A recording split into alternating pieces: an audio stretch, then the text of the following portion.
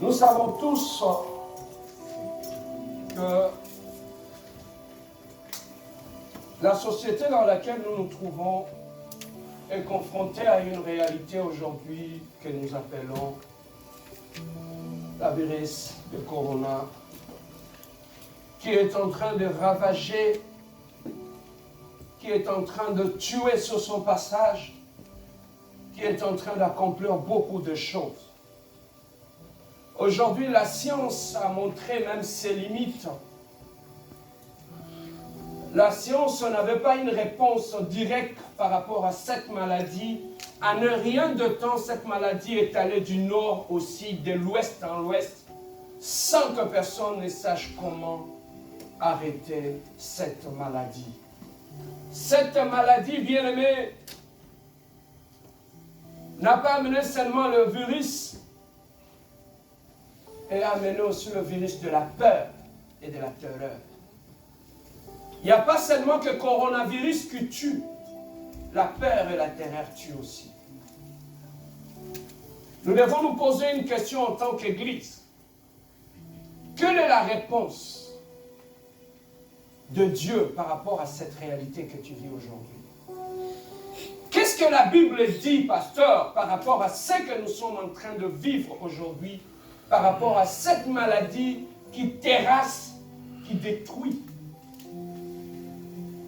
Hier, je suis allé à l'épicerie, je vis des gens, comment ils s'arrachaient de l'eau, de papier hygiénique, ils s'arrachaient toutes sortes d'aliments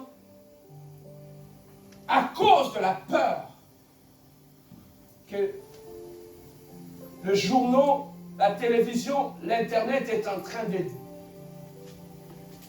distribuer chaque jour du matin au soir. Le matin, coronavirus. À midi, c'est la même chose. Le soir, c'est la même chose. L'homme est perdu. L'homme s'était tourné vers la science, croyant qu'ils allaient bloquer la progression de la maladie. Mais la maladie a continué à progresser. Et l'homme est perdu. Il ne sait plus quoi faire. Du jour au jour, on apprend. Ce sont les vieillards qui meurent, qui partent comme ça, sans de fois même avoir le temps de dire au revoir à leurs enfants. Du jour au lendemain, cette maladie vient ravager des familles, effacer des gens dans la famille. Et on nous dit que parmi la source, ou parmi le dépôt où cette maladie réside, on nous dit souvent que c'est les enfants, parce que les enfants ne manifestent pas de symptômes, même s'ils ont cette maladie. Et ce sont les enfants qui passent de main en main qui propagent encore cette maladie. Sans signe, sans séquelles. Et les gens sont confondus et les gens sont perdus. Bien-aimé, avoir Dieu dans ta vie, tu ne connais pas l'importance ou l'avantage d'avoir connu Dieu dans ta vie. Hier, ça m'a permis encore de voir comment je lisais le désespoir dans la vie de gens. Comment ils, sous la terreur, ils étaient en train de faire des provisions, ne sachant pas par où la maladie va arriver. Comme si la provision pouvait les épargner pendant cette période. Ceux qui sont morts en Italie, deux fois ils avaient des frigos remplis. Ils avaient des provisions dans leur maison. Mais ils sont partis. Quand la maladie a frappé, la provision n'a plus rien fait. Peut-être ils portaient aussi des masques. Mais ces masques-là n'ont pas donné une réponse exacte à cette maladie. Bien-aimé, lorsque tu regardes la société actuellement, tu sens qu'ils sont désespérés. Tu sens qu'ils ont la peur. Tu sens, bien-aimé, qu'ils n'ont plus d'espoir. Mais pourquoi, bien-aimé, tous ces gens se tairaient, sachant que la science est là, les hôpitaux sont là, les médecins bien formés sont là. Même les médecins ont montré leurs limites. Maintenant, à qui devons-nous nous tourner? La réponse se trouve dans la Bible. Avant que je n'aille dans le vif de ma prédication, j'aimerais qu'on aille chercher la réponse dans la Bible. Psaume, chapitre 91.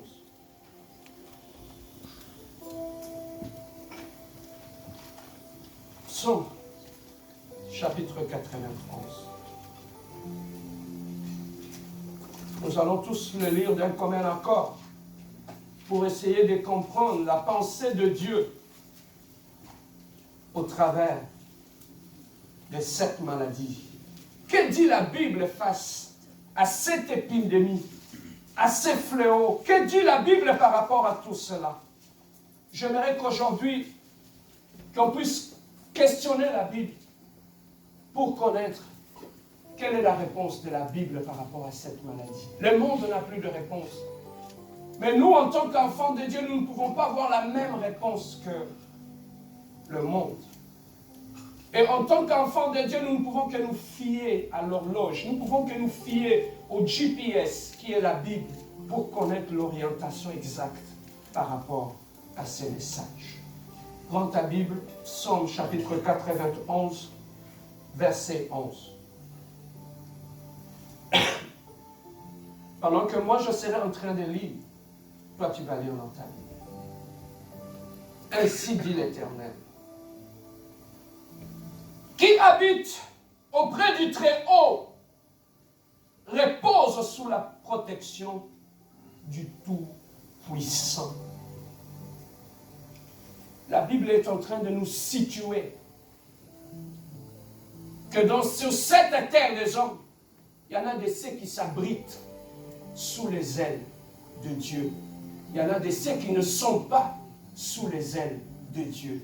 Donc, ta position dans la vie peut être aussi une protection pour ta vie. Ici, la Bible est claire. Dès le début, il t'indique ta position exacte. Il dit, quelle est ta position aujourd'hui? La Bible est claire, nous dit, celui qui s'abrite sous la protection du Très-Haut repose sous la protection du Tout-Puissant. La Bible pèse les mots. Je ne sais pas si tu comprends ce que ça veut dire. Il dit, qui s'abrite du Très-Haut repose sous la protection du Tout-Puissant. On dit le Tout-Puissant. Le Tout quoi? Puissant. Donc il a toute puissance en lui de neutraliser n'importe quelle maladie. Les autres sont puissants. Mais lui, il est le Tout-Puissant. Celui qui s'abrite sous l'Éternel, il se met sous la protection du Tout-Puissant. Il a toute la puissance en lui. Il peut contrôler la puissance de la maladie, la puissance de la sorcellerie, la puissance de l'envoûtement, la puissance, bien aimé, des virus, peu importe les virus, parce qu'on dit qu'il est le Tout-Puissant. Il est le Tout-Puissant. Celui qui s'abrite sous sa protection. Nous continuons. Je dis à l'Éternel, tu es mon refuge et ma forteresse. Mon Dieu en qui je me confie.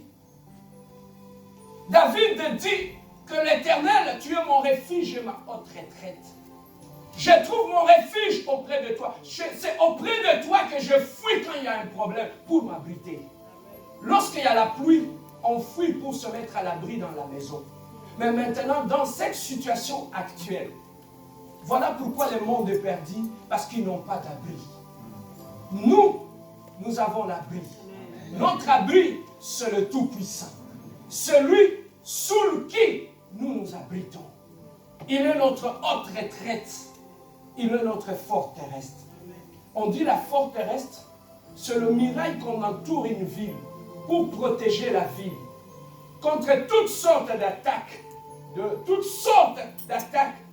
Et on a construit cette sorte de muraille tout autour de la ville, que ce soit la nuit ou le jour, que la ville soit sous la protection. Maintenant, David a dit, Seigneur, tout autour de moi, tu es comme ma forteresse.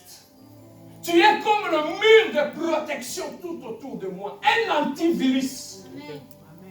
Tout autour de moi. Maintenant, dis-moi, si l'Éternel qui est tout autour de toi, il est comme une forteresse, qui peut briser cette protection? De quoi as-tu peur, Yaya? De quoi as-tu peur? Les gens du monde, Ils n'ont pas le même langage que nous. C'est parce qu'ils ne connaissent pas cette vérité. Dieu ne pas les l'abri. Voilà pourquoi ils pensent qu'aller acheter, faire des provisions, mettre à la maison, ça va les protéger. Non. L'être humain, pour qu'il soit protégé, il doit besoin de se protéger sous l'abri du Très-Haut, qui est notre forteresse. Voilà pourquoi nous dormons en paix, parce que nous savons que tout autour de nous, il y a une forteresse. Tout autour de mes enfants, il y a une forteresse. Tout autour de ma famille, il y a une forteresse. Je n'ai pas besoin de le voir, mais je sais que ma maison est sous la protection du Très-Haut. On avance. 3. Celui qui te délivre du filet de l'oiseleur et de la peste qui fait ravage. Celui qui fait quoi? Qui te délivre du filet de l'oiseleur. Et de la peste, hein? Donc ces histoires de peste, de virus, n'ont pas commencé aujourd'hui, depuis les temps anciens. David dit que tu ne me protèges pas uniquement contre le sorcier, mais tu me protèges aussi contre la peste, contre le virus. Hein? Alors celui qui a cette connaissance n'a plus peur. Parce qu'il sait que celui qui veille sur moi, il ne me protège pas contre seulement les accidents, même contre le peste et la maladie. Il est clair et il le dit. Verset 4. Il te couvre sous son. Tu es en sécurité sous quoi? Sous ses ailes. Je ne savais pas que Dieu était un oiseau. Je ne savais pas que Dieu était un oiseau. Qui porte des ailes? Des oiseaux. Maintenant, il dit, tu viens trouver la protection sous les ailes de Dieu.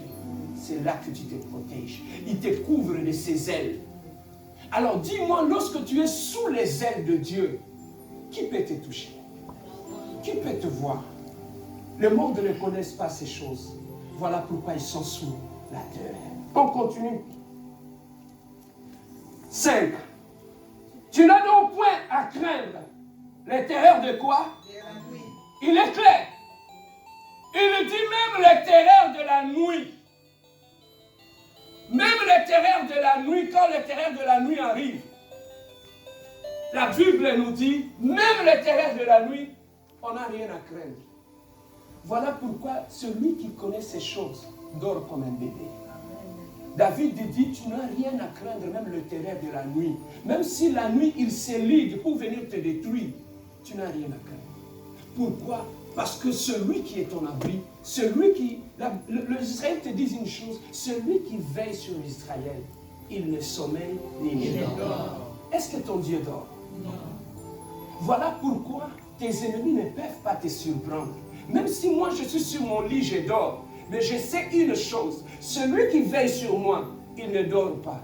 Je peux être fatigué, il ne se fatigue pas. Je peux fermer, mais lui, il ne ferme jamais les yeux. Ils peuvent dire, on va l'attendre. Tu sais, la nuit, quand il dort, quand il est vraiment entre le main de Morphée, là, quand il s'endort, c'est là qu'on va l'attaquer. Mais ils seront surpris quand ils vont venir dans ta chambre, ils vont trouver qu'il y a quelqu'un qui est bien. Et cette personne ne dort jamais, parce qu'il veille sur toi. C'est lui l'Éternel des armées. Le monde ne connaît pas ces choses. Voilà pourquoi ils sont sous la terre. Mais nous connaissons ces choses. On continue pour terminer. Tu n'auras point à craindre le terreur de la nuit, ni les flèches qui volent à la journée, ou bien la peste, on revient encore avec coronavirus, ni la peste qui rôde dans l'obscurité, ou encore le coup fatal qui frappe à l'heure de midi. 7, j'aime ça. Est-ce que nous pouvons lire tous d'un commun accord? Le verset 7. Let's go. Et lui tombe à ton côté, et l'ennemi à ta droite, qui ne sera pas atteint. De quoi tu perds? La Bible est claire. Il dit 1000 tomberont où? À ton côté. Et elle dit 1000 où? Mais toi, tu ne seras jamais à? Je serai au milieu d'eux. Lorsque la maladie frappera, je ne serai jamais atteint. Ça, c'est la promesse que la Bible me dit. Même si la maladie survient, je me lève toujours ma main, je dis, Seigneur, tu m'as promis que 1000 tomberont à gauche, 10 000 à droite. Mais moi, je ne serai jamais à... De quoi tu perds? Ce genre de messages, tu ne vas pas les écouter dans l'information là-bas. À l'RDI, tu ne vas pas écouter ça. TVA, tu ne vas pas écouter ça. Parce que, ils adorent, ils élèvent le trône de la virus.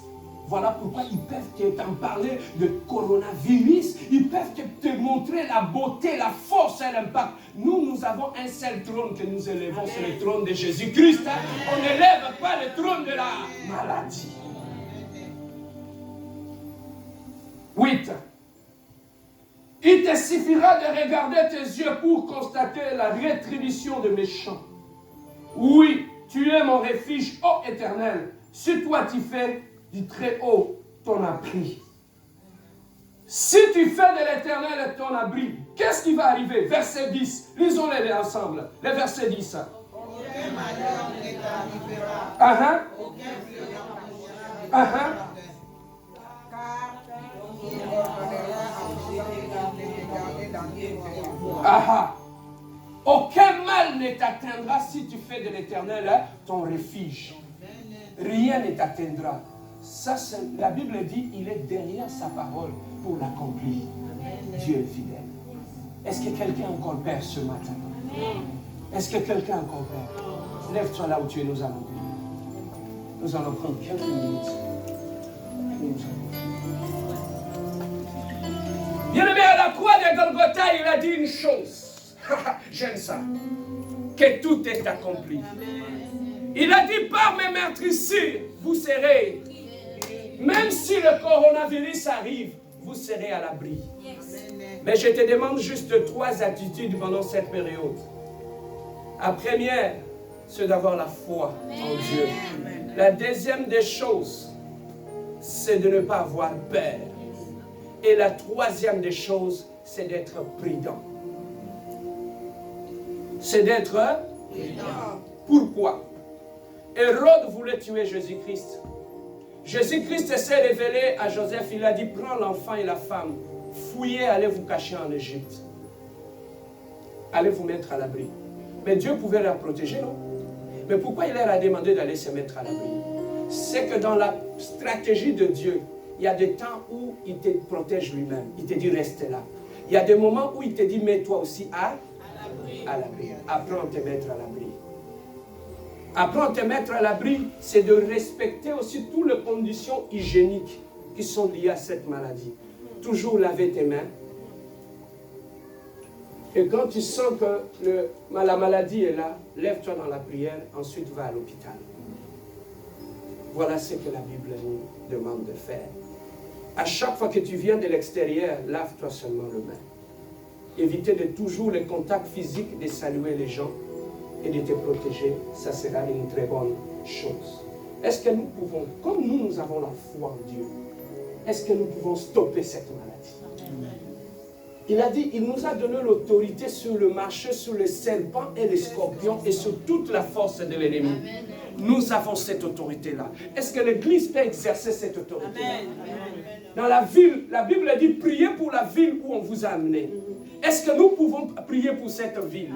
Afin que Dieu puisse s'élever comme une forteresse tout autour de la ville. Et que la maladie n'arrive pas. Et Dieu voulait détruire Sodome. Il lui dit, je cherche ne fût qu'un seul intercesseur qui s'élève dans la prière pour que moi je ne détruis pas cette ville. Est-ce que quelqu'un peut prier avec moi? Est-ce qu'on peut s'élever comme des gens possédant la puissance de Dieu pour arrêter l'impact de cette maladie dans cette ville, dans ta famille? Alléluia. Bien-aimés, nous avons notre force sur la croix de Jésus. Voilà pourquoi j'aime chanter cette chanson, bien-aimés. Quand je le chante, ça me fait du bien. Ekoloso, Ekoloso, Ekoloso, Narabikisami. Chante avec moi. Ekoloso, Ekoloso. Il y a de cela 2000 ans sur la croix. Il n'y a personne qui fait guérir. Sainte maladie, Adonai, il n'y a que toi, Adonai.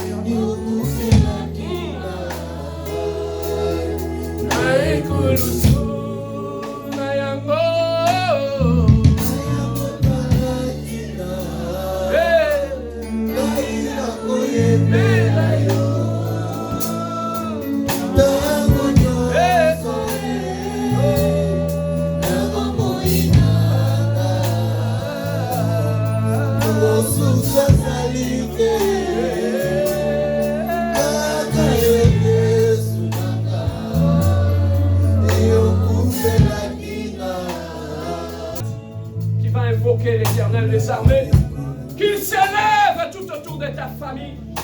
Comme une colonne de feu, comme une muraille de feu, mighty God, afin que le monde puisse savoir que c'est lui qui veille sur nous. Oh, yes. Ni sommeil ni de dors. Demande à Dieu, prie avec moi. Que Dieu s'élève, éternel Dieu de gloire. Tu s'élèves toutes les sept villes. Tu s'élèves tout autour de notre famille. Tu s'élèves à nous, éternel Dieu de gloire. Oh, Jésus, éternel Dieu.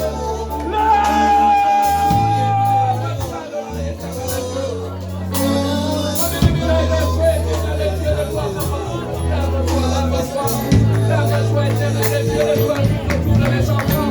Lève-toi tout autour de ma famille. Lève-toi tout autour de ma famille. Lève-toi, éternel Dieu de gloire. Lève-toi les rochers des arbres.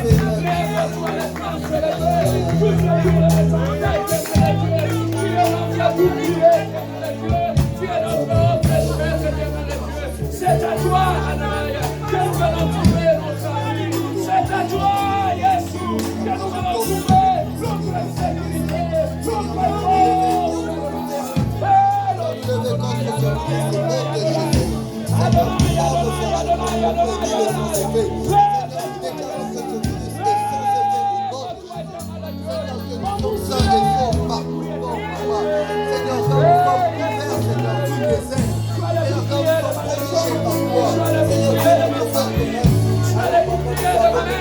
Sois le bouclier de mes frères et de mes chers. Sois le bouclier dans ma maison, éternel Dieu. Tu as lu dans ta parole, il abaisse, il est flèche de lui. Et maintenant, dis-lui, Seigneur, tu as promis que la maladie ne m'atteindra jamais. La maladie n'atteindra jamais ma maison. Déclare-le avec moi. La maladie n'atteindra jamais ma maison. La maladie n'atteindra jamais. La maladie n'atteindra jamais mes enfants. La maladie éternelle Dieu de moi n'atteindra jamais ma maison. La maladie éternelle Dieu de moi. Sois éloigné, sois éloigné, sois éloigné, sois éloigné, sois éloigné, sois éloigné, sois éloigné, sois éloigné de plus, sois éloigné de toute maladie. Adonai. Oui, l'Église a une réponse par rapport à cette situation. Parce que dans l'Église, Dieu a établi des hommes et des femmes de feu. Nous allons prier. Bien-aimé, la Bible dit, si deux personnes s'accordent dans la prière, Dieu les écoute. J'aimerais que pendant ce moment que je m'accorde à toi, nous allons demander, nous allons prier pour tous ceux qui ont attrapé cette maladie. Que ce soit ici à Montréal, que ce soit ici au Canada, que ce soit dans le monde. Nous voulons que Dieu nous écoute, que Dieu commence à guérir de maladies en cascade. Bien-aimé, ta prière peut sauver une personne en Égypte maintenant. Ta prière peut sauver une personne en Italie maintenant. Ta prière peut sauver une personne, bien-aimé, à Toronto maintenant. J'aimerais que l'Église puisse lever le main et nous voulons implorer la grâce de Dieu. Il y a de cela 2000 ans sur la croix, Jésus-Christ avait vaincu le coronavirus. Il a dit que tout est accompli. Nous allons prier avec la dimension, mais tout est accompli. Lève-toi dans la prière avec moi. Réclame la guérison maintenant. Alléluia.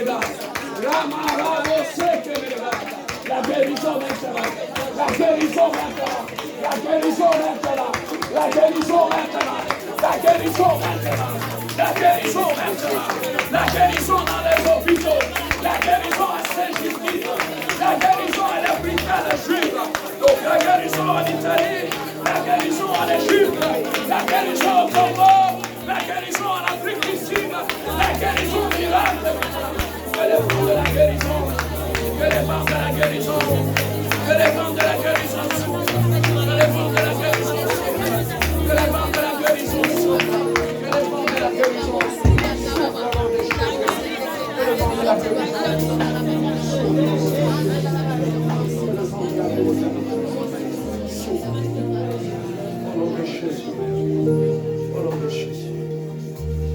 La Bible dit, lorsque l'ange de la mort devait passer en Égypte, il devait détruire toutes les familles. Mais Dieu avait son peuple en Égypte. Dieu ne pouvait pas laisser que son peuple soit décimé par l'ange de la mort. Et il a dit à son peuple, prenez du sang de l'agneau, mettez sur les laitons. Bien-aimé, d'une façon symbolique et spirituelle, tu vas prier avec moi. Tu vas mettre du sang dans ta vie. Que tu sois couvert par le sang. Que tes enfants, ta famille, ta mère, ton frère, ta soeur, demande qu'ils soient couverts maintenant par le sang de l'agneau. Prions notre Dieu, alléluia.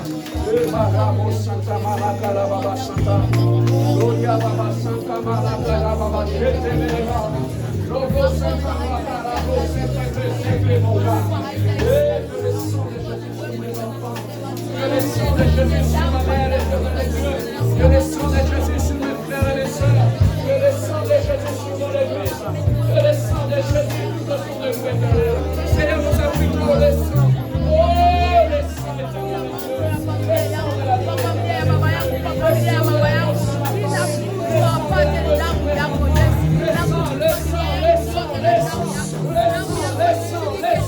La puissance du sang de Jésus, la puissance du sang de Jésus, la puissance du sang de Jésus dans ma maison, la puissance du sang de Jésus dans ma vie, la puissance du sang de Jésus là où tu es, et le sang de Jésus te guérisse là où tu es, dans ta famille. J'implique le sang de Jésus dans ta famille, dans ta maison, que tu sois couvert par le sang de Jésus, que le sang de Jésus, toi qui es malade, que le sang de Jésus puisse te guérir. Il y a une puissance dans le sang de Jésus.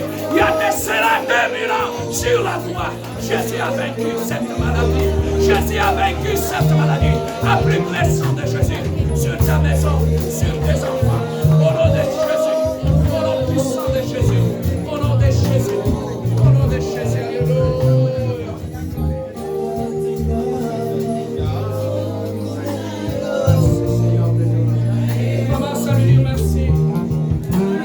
Pour la protection. Dieu lui merci pour tout ce que tu as accompli. Dieu lui merci. Merci Adonai. Merci le rocher des âges.